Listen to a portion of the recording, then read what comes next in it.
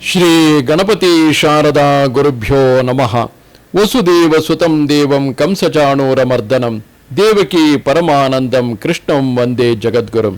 ಶ್ರೋತೃಗಳಿಗೆ ಶ್ರೀಮದ್ ಭಾಗವತದ ಚತುರ್ಥ ಸ್ಕಂದದಲ್ಲಿ ನಾರದರ ಉಪದೇಶದಿಂದ ಪ್ರಚೇತಸರಿಗೆ ಪರಮ ಪದ ಪ್ರಾಪ್ತಿ ಎಂಬ 31ನೆಯ ಹಾಗೂ ಈ ಸ್ಕಂದದ ಕೊನೆಯ ಅಧ್ಯಾಯಕ್ಕೆ ಸ್ವಾಗತ.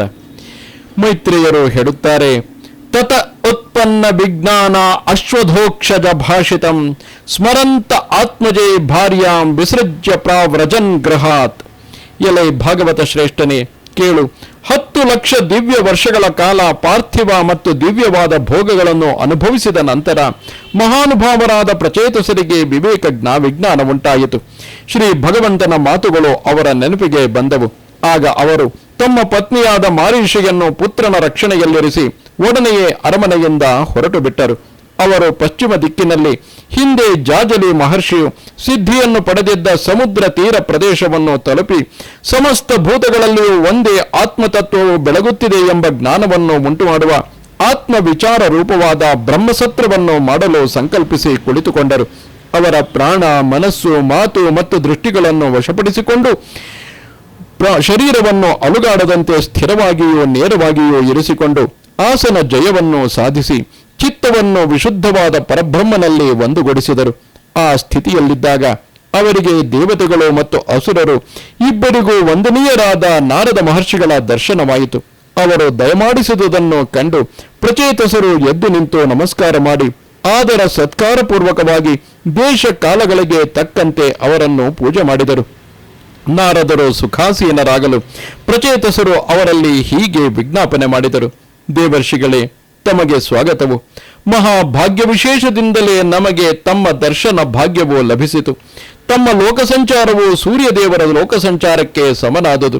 ಸಮಸ್ತ ಜೀವಗಳಿಗೂ ಪ್ರಕಾಶವನ್ನು ಅನುಗ್ರಹಿಸಿ ಅಭಯ ಪ್ರದಾನ ಮಾಡುವುದಕ್ಕಾಗಿ ತಾವಿಬ್ಬರು ಸಂಚರಿಸುತ್ತಿರುವಿರಲ್ಲವೇ? ಪ್ರಭುದೇವರೇ, ಭಗವಂತನಾದ ಶ್ರೀ ಶಂಕರನು ಮತ್ತು ಶ್ರೀ ಮಹಾವಿಷ್ಣು ಭಗವಂತನು ನಮಗೆ ಉಪದೇಶ ಮಾಡಿದ್ದ ಜ್ಞಾನವನ್ನು ನಾವು ಗೃಹಸ್ಥ ಧರ್ಮಗಳ ಸೇವನೆಯಲ್ಲಿ ಬಹುಕಾಲ ಇದ್ದುದರಿಂದ ಸಾಮಾನ್ಯವಾಗಿ ಮರೆತು ಬಿಟ್ಟಂತಾಗಿದೆ. ಆದುದರಿಂದ ತಾವು ನಮ್ಮ ಹೃದಯಗಳಲ್ಲಿ ಆ ಪರಮಾರ್ಥ ತತ್ವದ ಸಾಕ್ಷಾತ್ಕಾರವನ್ನು ಮಾಡಿಸುವ ಅಧ್ಯಾತ್ಮ ಜ್ಞಾನವನ್ನು ಮತ್ತೆ ಬೆಳಗಿಸಿರಿ. ಇದರಿಂದ ನಾವು ದಾಟಲು ಬಹಳ ಕಷ್ಟವಾಗಿರುವ ಸಂಸಾರ ಸಾಗರವನ್ನು ಸುಲಭವಾಗಿ ದಾಟುವೆವು. ಮೈತ್ರೇಯರು ಹೇಳುತ್ತಾರೆ, ಸರ್ವದಾ ಶ್ರೀ ಕೃಷ್ಣ ಪರಮಾತ್ಮನಲ್ಲಿಯೇ ನೆಟ್ಟ ಚಿತ್ತವುಳ್ಳವರಾಗಿದ್ದ ಭಗವನ್ಮಯರಾದ ನಾರದ ಮಹರ್ಷಿಗಳು ಪ್ರಚೇತಸರ ವಿಜ್ಞಾಪನೆಯನ್ನು ಕೇಳಿ ಹೀಗೆಂದರು. ಪ್ರಚೇತಸರಿಗೆ ನಾರದರ ಉಪದೇಶವು, ತಜ್ಜನ್ಮ ತಾನಿ ಕರ್ಮಾಣಿ ಯತ್ತದಾಯುಸ್ತನ್ಮನೋ ವಚಃ ನೃಣಾಂ ಏನೇಹ ವಿಶ್ವಾತ್ಮ ಸೇವ್ಯತೆ ಹರಿರೀಶ್ವರಃ. ಎಲೈ ರಾಜರೇ, ಈ ಲೋಕದಲ್ಲಿ ಯಾವುದರಿಂದ ಸರ್ವಾತ್ಮನೋ ಸರ್ವೇಶ್ವರನೋ ಆದ ಶ್ರೀಹರಿಯ ಸೇವೆಯಾಗುವುದೋ ಆ ಜನ್ಮ, ಆ ಕರ್ಮ, ಆ ಆಯಸ್ಸು, ಆ ಮನಸ್ಸು ಮತ್ತು ಆ ಮಾತುಗಳೇ ಸಫಲವಾದವುಗಳು. ಕಿಂ ಜನ್ಮಭಿಸ್ತ್ರಿಭಿರ್ವೇಹ ಶೌಕ್ಲ ಸಾವಿತ್ರಯಾಗ್ನಿಕೈಃ ಕರ್ಮಭಿರ್ವಾ ತ್ರಯಿ ಪ್ರೋಕ್ತೈಃ ಪುಂಸೋಪಿ ವಿಬುಧಾಯುಷ ಶ್ರುತೇನ ತಪಸಾ ವಾ ಕಿಂ ವಚೋಭಿಶ್ಚಿತ್ತವೃತ್ತಿಭಿಃ ಬುದ್ಧ್ಯಾ ವಾ ಕಿಂ ನಿಪುಣಾಯ ಬಲೇನೇಂದ್ರಿಯರಾಧಸ ಕಿಂ ವಾ ಯೋಗೇನ ಸಾಂಖ್ಯೇನ ನ್ಯಾಸಸ್ವಾಧ್ಯಾಯೋರಪಿ ಕಿಂ ವಾ ಶ್ರೇಯೋಭಿರಂತೈಶ್ಚ ನ ಯತ್ರಾತ್ಮ ಪ್ರದೋಹರಿಃ. ಆತ್ಮಾನುಭವವನ್ನು ಕರುಣಿಸುವ ಶ್ರೀಹರಿಯು ಯಾವುದರಿಂದ ದೊರಕುವುದಿಲ್ಲವೋ ಅಂತಹ ಜನ್ಮದಿಂದಾಗಲಿ, ಯಜ್ಞೋಪವೀತ ಸಂಸ್ಕಾರ, ಗಾಯತ್ರಿಯ ಉಪದೇಶ, ಯಜ್ಞ ದೀಕ್ಷೆಗಳೆಂಬ 3 ಸಂಸ್ಕಾರಗಳಿಂದಾಗಲಿ, ವೇದೋಕ್ತ ಕರ್ಮಗಳಿಂದಾಗಲಿ, ದೇವಮಾನದ ಪೂರ್ಣಾಯುಷ್ಯದಿಂದಲೇ ಆಗಲಿ, ಶಾಸ್ತ್ರಜ್ಞಾನದಿಂದಾಗಲಿ, ತಪಸ್ಸಿನಿಂದಾಗಲಿ, ಮಾತಿನ ಚಾತುರ್ಯದಿಂದಾಗಲಿ, ಅದ್ಭುತವಾದ ಚಿತ್ತವೃತ್ತಿಗಳಿಂದಾಗಲಿ, ಸ್ಮರಣ ಶಕ್ತಿಯಿಂದಾಗಲಿ, ಸೂಕ್ಷ್ಮವಾದ ಬುದ್ಧಿಯಿಂದಾಗಲಿ, ಬಲದಿಂದಾಗಲಿ, ಇಂದ್ರಿಯ ಪಾಠವದಿಂದಾಗಲಿ, ಯೋಗದಿಂದಾಗಲಿ, ಸಾಂಖ್ಯದಿಂದಾಗಲಿ, ಸನ್ಯಾಸದಿಂದಾಗಲಿ, ವೇದಾಧ್ಯಯನ, ವ್ರತ, ವೈರಾಗ್ಯಗಳೇ ಮುಂತಾದ ಇತರ ಶ್ರೇಯ ಸಾಧನೆಯ ಉಪಾಯಗಳಿಂದಾಗಲಿ ಮನುಷ್ಯನಿಗೆ ಆಗುವ ಪ್ರಯೋಜನವಾದರೂ ಏನು? ಶ್ರೇಯಸಾಮಪಿ ಸರ್ವೇಷಾಮಾತ್ಮ ಹ್ಯವಧ್ಯರ್ಥತಃ ಸರ್ವೇಷಾಮಪಿ ಭೂತಾನಾಂ ಹರಿರಾತ್ಮಾತ್ಮದಃ ಪ್ರಿಯಃ ಯಥಾ ತರೋರ್ಮೂಲ ನಿಷೇಚನೇನ ತೃಪ್ಯಂತೆ ತತ್ಸ್ಯಂಧ ಭುಜೋಪಶಾಖಾಃ ಪ್ರಾಣೋಪಹಾರಾಶ್ಚ ಯತೇಂದ್ರಿಯಾಣಾಂ ತಥೈವ ಸರ್ವಾರ್ಹಣಮಚ್ಯುತೇಶಾಃ. ವಾಸ್ತವವಾಗಿ ಎಲ್ಲ ಶ್ರೇಯಸ್ಸುಗಳಿಗೂ ಆತ್ಮನೇ ಅವಧಿಯು.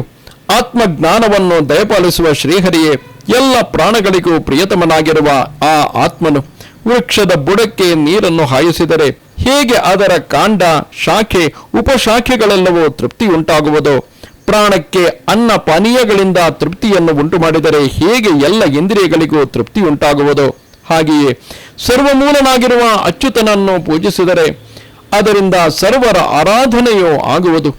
ಯಥೈವ ಸೂರ್ಯಾತ್ ಪ್ರಭವಂತಿ ವಾರಃ ಪುನಶ್ಚ ತಸ್ಮಿನ್ ಪ್ರವಿಶಂತಿ ಕಾಲೇ ಭೂತಾನಿ ಭೂಮೌ ಸ್ಥಿರಜಂಗಮಾನಿ ತಥಾ ಹರಾವೇವ ಗುಣಪ್ರವಾಹ. ನೀರೆಲ್ಲವೂ ಹೇಗೆ ಮಳೆಗಾಲದಲ್ಲಿ ಸೂರ್ಯನಿಂದಲೇ ಉಂಟಾಗಿ ಬೇಸಿಗೆಯಲ್ಲಿ ಆತನ ಕಿರಣಗಳಲ್ಲಿಯೇ ಹೋಗಿ ಸೇರಿಕೊಳ್ಳುವುದೋ, ಚರಾಚರವಾದ ಸಮಸ್ತ ಭೂತಗಳು ಹೇಗೆ ಭೂಮಿಯಿಂದಲೇ ಉತ್ಪನ್ನವಾಗಿ ಕಡೆಗೆ ಭೂಮಿಯಲ್ಲಿಯೇ ಹೋಗಿ ಸೇರಿಕೊಳ್ಳುತ್ತವೆಯೋ, ಹಾಗೆಯೇ ಗುಣಪ್ರವಾಹಕ್ಕೆ ಸೇರಿದ ಈ ಚೇತನ ಅಚೇತನಾತ್ಮಕವಾದ ಸಮಸ್ತ ಪ್ರಪಂಚವು ಶ್ರೀಹರಿಯಿಂದಲೇ ಉತ್ಪನ್ನವಾಗಿ ಆ ಶ್ರೀಹರಿಯಲ್ಲಿಯೇ ಲಯ ಹೊಂದುವುದು. ಏತತ್ಪದಂ ತಜ್ಜಗತಾತ್ಮನಃ ಪರಂ ಸಕೃದ್ವಿಭಾತಂ ಸವಿತುರ್ಯಥಾ ಪ್ರಭಾ ಯಥಾಸವೋ ಜಾಗೃತಿ ಸುಪ್ತಶಕ್ತಯೋ ದ್ರವ್ಯಕ್ರಿಯಾಜ್ಞಾನಾಭಿಧಾನ ಭ್ರಮಾತ್ಯಯಃ. ಪರಮಾತ್ಮನ ಆ ಪರಮ ಪದವು ದ್ರವ್ಯ ಭೇದ, ಕ್ರಿಯಾಭೇದ, ಜ್ಞಾನ ಭೇದಗಳೆಂಬ ಮುಬ್ಬಗೆಯ ಭ್ರಮೆಗಳನ್ನು ಮೀರಿ ಏಕರೂಪವಾಗಿ ನಿರ್ವಿಕಾರವಾಗಿದೆ. ಸೂರ್ಯನ ಪ್ರಭೆಯಂತೆ ಒಮ್ಮೆ ಬೆಳಗಿ ಒಮ್ಮೆ ಮರೆಯಾಗುವ ಆ ಈ ಅನಿತ್ಯವಾದ ಜಗತ್ತು ನಿತ್ಯವಾಗಿ ನಿರ್ವಿಕಾರವಾಗಿರುವ ಆ ಬ್ರಹ್ಮ ಪದದಿಂದಲೇ ಹೊರಹೊಮ್ಮಿ ಅಲ್ಲಿಯೇ ಮರೆಯಾಗುವುದು. ಸುಷುಪ್ತಿಯಲ್ಲಿ, ಅಂದರೆ ಗಾಢ ನಿದ್ರೆಯಲ್ಲಿ ಶಕ್ತಿ ಲಯವನ್ನು ಹೊಂದಿರುವ ಇಂದ್ರಿಯಗಳು ಎಚ್ಚರದ ಸ್ಥಿತಿಯಲ್ಲಿ ಪ್ರಕಟ ಹೊಂದುವಂತೆ ಪ್ರಳಯದಲ್ಲಿ ಪರಮಾತ್ಮನಲ್ಲಿ ಸೇರಿಕೊಂಡು ಶಕ್ತಿ ಲಯವನ್ನು ಹೊಂದಿರುವ ಈ ಜಗತ್ತು ಸೃಷ್ಟಿ ಕಾಲದಲ್ಲಿ ಪರಮಾತ್ಮನಿಂದ ಹೊರಬರುವುದು. ಯಥಾ ನಭಸ್ಯಭ್ರತಮ ಪ್ರಕಾಶ ಭವಂತಿ ಭೂಪಾನ ನ ಭವಂತ್ಯನುಕ್ರಮಾತ್ ಏವಂ ಪರೇ ಬ್ರಹ್ಮಣಿ ಶಕ್ತಯಸ್ತ್ವಮು ರಜಸ್ತಮಸ್ಸತ್ವಮಿತಿ ಪ್ರವಾಹ. ಎಲೆ ನೃಪತಿಗಳೇ, ಮೋಡ, ಕತ್ತಲೆ ಮತ್ತು ಬೆಳಕು ಇವು ಮೂರು ಕ್ರಮವಾಗಿ ಆಕಾಶದಲ್ಲಿ ಪ್ರಕಟಗೊಂಡು ಅದರಲ್ಲಿಯೇ ಲಯ ಹೊಂದುವವು. ಆದರೆ ಇವುಗಳಿಂದ ಆಕಾಶವು ಲಿಪ್ತವಾಗುವುದಿಲ್ಲ ಅಲ್ಲವೇ? ಹಾಗೆಯೇ ಈ ಸತ್ವಮಯ, ರಜೋಮಯ ಮತ್ತು ತಮೋಮಯ ಶಕ್ತಿಗಳು ಪರಮಾತ್ಮನಿಂದ ಪ್ರಕಟಗೊಂಡು ಆತನಲ್ಲಿಯೇ ಕೆಲವೊಮ್ಮೆ ಲಯ ಹೊಂದುವವು. ಈ ಗುಣ ಪ್ರವಾಹವು ಹೀಗೆಯೇ ಹರಿಯುತ್ತಿರುತ್ತದೆ. ಆದರೆ ಆಕಾಶದಂತೆ ಅಸಂಗನಾಗಿರುವ ಪರಮಾತ್ಮನಲ್ಲಿ ಯಾವ ವಿಕಾರವೂ ಉಂಟಾಗುವುದಿಲ್ಲ. ತೇನೈಕಮಾತ್ಮಾನಮಶೇಷ ದೇಹಿನಾಂ ಕಾಲಂ ಪ್ರಧಾನಂ ಪುರುಷಂ ಪರೇಶಂ ಸ್ವತೇಜಸ ಧ್ವಸ್ತ ಗುಣ ಪ್ರವಾಹಮಾತ್ಮೈಕ ಭಾವೇನ ಭಜದ್ವಮದ್ಧ. ಆದುದರಿಂದ ನೀವು ಬ್ರಹ್ಮಾದಿ ಸಕಲ ದೇಹಿಗಳಿಗೂ ಆತ್ಮನಾಗಿ ಸ್ವಾಮಿಯಾಗಿ, ಕಾಲವು ಪ್ರಕೃತಿಯು ಪುರುಷನು ಪರಮೇಶ್ವರನೂ ಆಗಿ ತನ್ನ ತೇಜಸ್ಸಿನಿಂದ ತ್ರಿಗುಣ ಪ್ರವಾಹವನ್ನು ಧ್ವಂಸ ಮಾಡುವ ತ್ರಿಗುಣಾತೀತನಾದ ಆ ಶ್ರೀಹರಿಯನ್ನೇ ಆತ್ಮೈಕ ಭಾವನೆಯಿಂದ ಸಾಕ್ಷಾತ್ತಾಗಿ ಭಜಿಸಿರಿ. ದಯೆಯ ಸರ್ವಭೂತೇಷು ಸಂತುಷ್ಟ್ಯ ಏನ ಕೇನವ ಸರ್ವೇಂದ್ರಿಯೋಪಶಾಂತ್ಯಾಚ ತುಷ್ಯತ್ಯಾಶು ಭಜನಾರ್ದನಃ. ಸಮಸ್ತ ಭೂತಗಳಲ್ಲಿಯೂ ದಯೆಯನ್ನು ತೋರುವಿಕೆ, ಏನು ಸಿಕ್ಕುತ್ತದೆಯೋ ಎಷ್ಟು ಸಿಕ್ಕುತ್ತದೆಯೋ ಅದರಿಂದಲೇ ಅಷ್ಟರಿಂದಲೇ ಸಂತೋಷ ಪಡುವಿಕೆ ಮತ್ತು ಸರ್ವೇಂದ್ರಿಯಗಳನ್ನು ವಿಷಯಗಳಿಂದ ಹಿಂದಿರುಗಿಸಿ ಶಾಂತಗೊಳಿಸುವಿಕೆ, ಈ ಮೂರನ್ನು ಬೆಳೆಸಿಕೊಂಡರೆ ಶೀಘ್ರದಲ್ಲಿಯೇ ಶ್ರೀ ಜನಾರ್ದನನು ಪ್ರಸನ್ನನಾಗುತ್ತಾನೆ. ಅಪಹತ ಸಕಲೈಷಣಾತ್ಮಲಾತ್ಮ ಅನ್ಯವಿರತ ಮೇಧಿತ ಭಾವನೋಪಹೂತಃ ನಿಜ ಜನ ವಶಗತ್ವಮಾತ್ಮನೋಯನ್ನ ಸರತಿ ಛಿದ್ರ ವದಕ್ಷರ ಸತಾಂಘಿ. ಅಕ್ಷರನಾದ, ಅಂದರೆ ಅವಿನಾಶಿಯಾದ ಶ್ರೀಹರಿಯು ಯಾರ ಅಂತಃಕರಣವೋ ಹೆಂಡತಿಯ ಆಸೆ, ಹಣದ ಆಸೆಗಳೇ ಮುಂತಾದ ಕಾಮನೆಗಳ ವಾಸನೆಗಳು ತೊಡೆದು ಹೋಗಿರುವುದರಿಂದ ಪರಿಶುದ್ಧವಾಗಿದೆಯೋ ಅಂತಹ ಸಂತರ ಹೃದಯಕ್ಕೆ ನಿರಂತರವಾಗಿ ವೃದ್ಧಿ ಹೊಂದುತ್ತಿರುವ ಧ್ಯಾನದಿಂದ ಸೆಳೆಯಲ್ಪಟ್ಟವನಾಗಿ ದಯಮಾಡಿಸಿ ತಾನು ಭಕ್ತಪರಾಧೀನನೆಂಬುದನ್ನು ಅನ್ವರ್ಥಗೊಳಿಸುತ್ತಾ ಹೃದಯಾಕಾಶದಂತೆ ಅಲ್ಲಿಂದ ಸರಿಯದೆ ಅಲ್ಲಿಯೇ ನೆಲೆಗೊಳ್ಳುವನು. ನ ಭಜತಿ ಕುಮನೀಷಾಣಾಂ ಸತ್ ಇಜ್ಜಾಂ ನ ಭಜತಿ ಕುಮನೀಷೀಣಾಂ ಸಯುಜ್ಯಾಂ ಹರಿರಧನಾತ್ಮಧನ ಪ್ರಿಯೋ ರಸಜ್ಞಃ ಶ್ರುತಧನ ಕುಲ ಕರ್ಮಣ ಮಧೈರ್ಯೇ ವಿದಧತಿ ಪಾಪಮಕಿಂಚನೇಷು ಸತ್ಸು. ಆ ಭಗವಂತನು ತನ್ನನ್ನೇ, ಅಂದರೆ ಭಗವಂತನನ್ನೇ ತನ್ನನ್ನೇ ಸರ್ವಸ್ವವೆಂದು ಭಾವಿಸುವ ಭೌತಿಕ ಶ್ರೀಮಂತಿಕೆ ಇಲ್ಲದ ಮನುಷ್ಯರ ಮೇಲೆಯೇ ಪ್ರೀತಿಯನ್ನು ತೋರಿಸುತ್ತಾನೆ. ಉಳಿದ ಧನವಿಲ್ಲದ ಆತ್ಮಧನರೇ ಆಗಿರುವವರ ಮೇಲೆಯೂ ಯಾವಾಗಲೂ ಆತನ ಪ್ರೇಮವು ಹರಿಯುವುದು. ಏಕೆಂದರೆ ಆತನು ಪರಮ ರಸಜ್ಞನು. ನಿರ್ವ್ಯಾಜ ಭಕ್ತಿಯುಳ್ಳ ಆ ಅನನ್ಯ ಭಕ್ತರ ಭಕ್ತಿಯಲ್ಲಿ ಎಷ್ಟು ಮಾಧುರ್ಯವಿದೆ ಎಂಬುದನ್ನು ಆತನು ಚೆನ್ನಾಗಿ ಬಲ್ಲನು. ವಿದ್ಯಾಮದ, ಧನಮದ, ಕುಲಮದ ಮತ್ತು ಕರ್ಮಮದ ಇವುಗಳಿಂದ ಕೊಬ್ಬಿ ಅಕಿಂಚನರಾದ ಸಾಧು ಜನರನ್ನು ತಿರಸ್ಕಾರ ಮಾಡುವ, ಸಾಧುಗಳಲ್ಲಿ ಪಾಪವನ್ನು ಆಚರಿಸುವ ದುರ್ಬುದ್ಧಿಗಳ ಪೂಜೆಯನ್ನು ಆತನು ಸ್ವೀಕರಿಸುವುದೇ ಇಲ್ಲ. ಶ್ರಿಯಮನು ಚರತೀಂ ತಯತ್ಥೀನಶ್ಚ ದ್ವಿಪದಪತೀನ್ ವಿಭುಧಾಂಶ್ಚ ಯತ್ಸ್ವಪೂರ್ಣಃ ನ ಭಜತಿ ನಿಜ ಭರ್ತ್ಯವರ್ಗತಂತ್ರಃ ಕಥಮಮುದ್ವಿ ಸೃಜೇತ್ ಪುಮಾನ್ ಕೃತಜ್ಞಃ. ಭಗವಂತನಾದ ಶ್ರೀಹರಿಯು ಆಪ್ತ ಕಾಮನು, ಸ್ವಾನಂದ ಪರಿಪೂರ್ಣನೂ ಆಗಿರುವುದರಿಂದ ಆತನು ತನ್ನನ್ನು ನಿರಂತರವಾಗಿ ಸೇವಿಸುತ್ತಿರುವ ಶ್ರೀ ಲಕ್ಷ್ಮೀದೇವಿಯನ್ನಾಗಲಿ, ಆ ಸಂಪತ್ತನ್ನು ಬಯಸುವ ರಾಜರನ್ನಾಗಲಿ ಅಥವಾ ದೇವತೆಗಳನ್ನೇ ಆಗಲಿ ಯಾರನ್ನು ಅಪೇಕ್ಷಿಸಿ ಸೇವಿಸುವುದಿಲ್ಲ. ಅವನಿಗೆ ಯಾರಿಂದಲೂ ಏನೂ ಆಗಬೇಕಾಗಿಲ್ಲ. ಆದರೂ ಅವನು ತನ್ನ ಭಕ್ತರಿಗೆ ಮಾತ್ರ ಅಧೀನನಾಗಿದ್ದಾನೆ. ಆಹಾ, ಇಂತಹ ಕರುಣಾಸಾಗರನಾದ ಸ್ವಾಮಿಯನ್ನು ಕೃತಜ್ಞನಾದ ಯಾವ ಮನುಷ್ಯನು ತಾನೇ ಸ್ವಲ್ಪ ಹೊತ್ತಾದರೂ ಬಿಟ್ಟಿರಲು ಸಾಧ್ಯವಾಗುವುದು? ಮೈತ್ರೇಯ ಮಹರ್ಷಿಗಳು ಹೇಳುತ್ತಾರೆ, ಭಗವಂತರಾದ ನಾರದ ಮಹರ್ಷಿಗಳು ಪ್ರಚೇತಸರಿಗೆ ಹೀಗೆ ಉಪದೇಶ ಮಾಡಿ ಇನ್ನೂ ಅನೇಕ ಭಗವತ್ ಕಥೆಗಳನ್ನು ಅವರಿಗೆ ಹೇಳಿದರು. ಅನಂತರ ಅವರು ಬ್ರಹ್ಮಲೋಕಕ್ಕೆ ಹೊರಟು ಹೋದರು. ಪ್ರಚೇತಸರು ಕೂಡ ಆ ಮಹರ್ಷಿಗಳ ಮುಖಕಮಲದಿಂದ ಜಗತ್ತಿನ ಸರ್ವ ಪಾಪಗಳನ್ನು ತೊಳೆದು ಹಾಕುವ ಭಗವತ್ ಚರಿತ್ರೆಗಳನ್ನು ಕೇಳಿ ಶ್ರೀ ಭಗವಂತನ ಅಡಿದಾವರೆಗಳನ್ನು ಧ್ಯಾನಿಸತೊಡಗಲಾಗಿ ಕೊನೆಗೆ ಅವರು ಭಗವಂತನ ಧಾಮವನ್ನು ಸೇರಿಕೊಂಡು ಬಿಟ್ಟರು. ಹೀಗೆ ನಾನು ನಿನಗೆ ನಿನ್ನ ಕೇಳಿಕೆಯಂತೆ ಶ್ರೀ ನಾರದರು ಮತ್ತು ಪ್ರಚೇತಸರಿಗೆ ನಡೆದ ಭಗವತ್ ಕಥಾರೂಪವಾದ ಸಂಭಾಷಣೆಯನ್ನು ತಿಳಿಸಿದ್ದೇನಪ್ಪ ವಿದುರ. ಶ್ರೀ ಶುಕ ಮಹರ್ಷಿಗಳು ಪರೀಕ್ಷಿತ್ ರಾಜನಿಗೆ ಹೇಳುತ್ತಾರೆ, ರಾಜೇಂದ್ರನೇ, ಇಲ್ಲಿಯವರೆಗೆ ನಾನು ನಿನಗೆ ಸ್ವಯಂಭುವ ಮನುವಿನ ಸುಪುತ್ರನಾದ ಉತ್ತಾನಪಾದನ ವಂಶವನ್ನು ವರ್ಣನೆ ಮಾಡಿದೆನು. ಇನ್ನು ಮುಂದೆ ಆತನ ಮತ್ತೊಬ್ಬ ಸುಪುತ್ರ ಪ್ರಿಯವ್ರತನ ವಂಶವನ್ನು ವರ್ಣಿಸುತ್ತೇನೆ, ಕೇಳು. ಪ್ರಿಯವ್ರತ ಮಹಾರಾಜನು ಶ್ರೀ ನಾರದ ಮಹರ್ಷಿಗಳಿಂದ ಆತ್ಮಜ್ಞಾನದ ಉಪದೇಶವನ್ನು ಪಡೆದರೂ ಕೂಡ ಭೂಮಿಯನ್ನು ಆಳುತ್ತಾ ರಾಜ್ಯ ಸೌಖ್ಯವನ್ನು ಕೆಲಕಾಲ ಅನುಭವಿಸಿದನು. ಕೊನೆಗೆ ಇಡೀ ಭೂಮಿಯನ್ನು ತನ್ನ ಸುಪುತ್ರರಿಗೆ ಹಂಚಿಕೊಟ್ಟು ಶ್ರೀ ಭಗವಂತನ ಪರಮಧಾಮವನ್ನು ಹೊಂದಿಬಿಟ್ಟನು.